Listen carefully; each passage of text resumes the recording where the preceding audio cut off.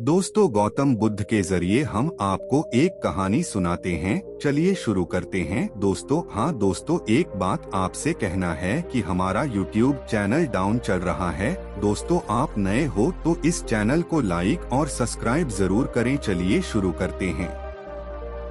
बुद्ध की कहानियाँ बुद्धा स्टोरीज जीवन के मर्म को उद्घाटित करती हैं और हमें राह दिखाती हैं। यही कारण है कि हिंदी में बुद्ध की कहानियां गौतम बुद्धा स्टोरी बेहद लोकप्रिय हैं। इसी मकसद से हम आपके लिए एक बुद्ध की एक लोकप्रिय कहानी गौतम बुद्धा स्टोरी लेकर आए हैं, जिसका शीर्षक है जब कोई अपमान करे।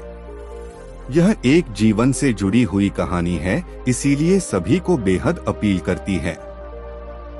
हमें उम्मीद है कि गौतम बुद्ध की ये कहानी बुद्धा स्टोरी आपको पसंद आएगी। दोस्तों, अगर आप हमारे चैनल को पसंद करते हैं तो प्लीज हमारे YouTube चैनल को भी सब्सक्राइब करें। एक बार बुद्ध एक गांव से गुजर रहे थे। उस गांव के लोग उन्हें पसंद नहीं करते थे। उन लोगों ने बुद्ध को घेर लिया और उन्हें बुरा भला कहने लगे। गांव वालों का सरदार सबसे ज्यादा नाराज था। वह तो बुद्ध को गालियां ही देने लगा, पर बुद्ध इस सबसे बेपरवाह मंद मंद मुस्कुराते रहे।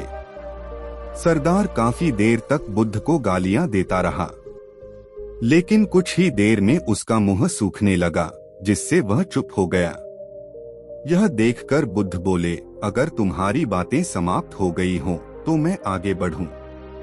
मुझे आगे वाले गांव में जाना है। वहां के लोग मेरी प्रतीक्षा कर रहे होंगे। यह देखकर गांव का एक व्यक्ति बोला, हम लोग तुम्हारा अपमान कर रहे हैं, तुम्हें गालियां दे रहे हैं, लेकिन तुम इसका जवाब देने के बजाय मुस्कुरा रहे हो। तुम इसकी प्रतिक्रिया क्यों नहीं देते? बुद्ध बोले, वत्स, तुमने आने में तनिक देर कर दी। यदि तुम 10 वर्ष पहले आए होते तो मजा आ जाता, क्योंकि 10 वर्ष पहले मैं भी तुम्हारी तरह था।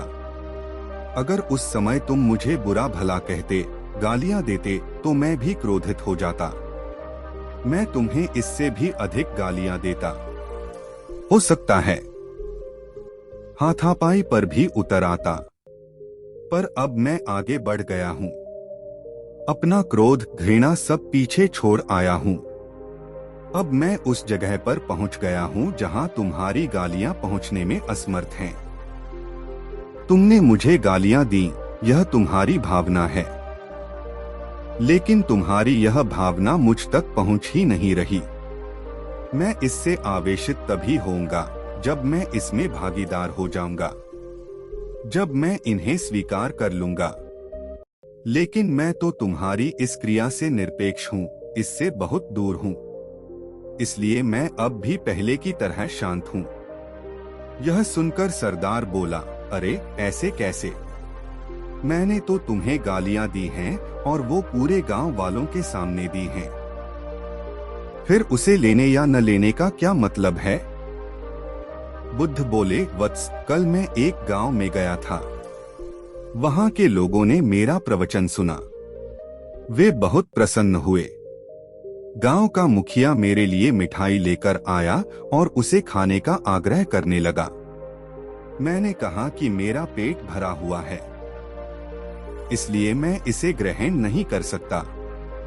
यह सुनकर वह व्यक्ति मिठाई वापस लेकर चला गया, क्योंकि जब तक मैं कोई चीज लूंगा ही नहीं तो कोई मुझे कैसे दे पाएगा?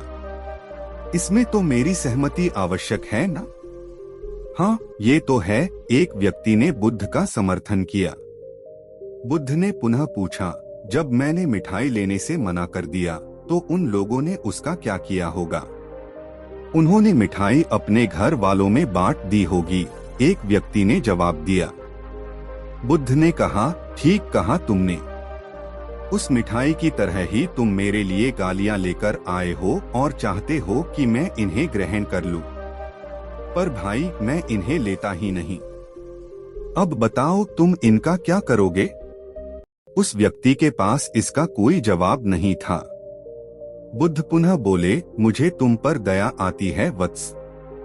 अरे क्रोध तो मुझे तब आएगा जब मैं ये गालियां ले लूंगा, और जब मैं गालियां लेता ही नहीं तो क्रोध का तो सवाल ही नहीं उठता। बुद्ध की बातों पर सरदार ने कोई प्रतिक्रिया नहीं दी। शायद वह कुछ सोच रहा था। बुद्ध बोले, मैं अपनी आंखों से देख रहा हूं कि गाली एक कांटा है जिसे देने वाला व्यक्ति और लेने वाला व्यक्ति दोनों क्रोध से पागल हो जाते हैं। तो फिर तुम ही बताओ कि मैं आंखें रहते हुए भी कैसे कांटों पर चलूं? आंखें रहते हुए मैं कैसे गालियां ले लूं? और होश में रहते हुए मैं कैसे क्रोधित हो जाऊं? इसलिए मुझे क्षमा करो वत्स, मैं तुम्हारा उपहार ग्रहण करने में असमर्थ हूँ। कहते हुए बुद्ध ने अपने हाथ जोड़ दिए। बुद्ध की बातें सुनकर सरदार लज्जित हो गया। उसकी आंखें छलछला आईं। उसने कुछ कहना चाहा, पर उसके होठों ने जवाब दे दिया। और जब उससे रहा नहीं गया तो वह बुद्ध के चरणों में गिर पड़ा। दोस्तों, हम में से ज्यादातर लोग यही समझते हैं कि हमारे दुखों का कारण कोई दूसरा व्यक्ति है, और जब हम ऐसा मानते हैं तो हम अपने स्वनियंत्रण की कमी और अक्षमता को अनदेखा कर रहे होते हैं। वास्तव में ये हम पर निर्भर करता है कि हम दूसरों के द्वारा प्रदान की गई नकारात्मकता को स्वीकार करते हैं या नहीं। अगर हम नकारात्मकता को स्वीकार करते हैं तो हम अपने पैरों पर कुल्हाड़ी मारते हैं, और जब हम उसे अस्वीकार कर देते हैं तो घृणा, क्रोध, हिंसा हर किसी से मुक्त हो जाते हैं।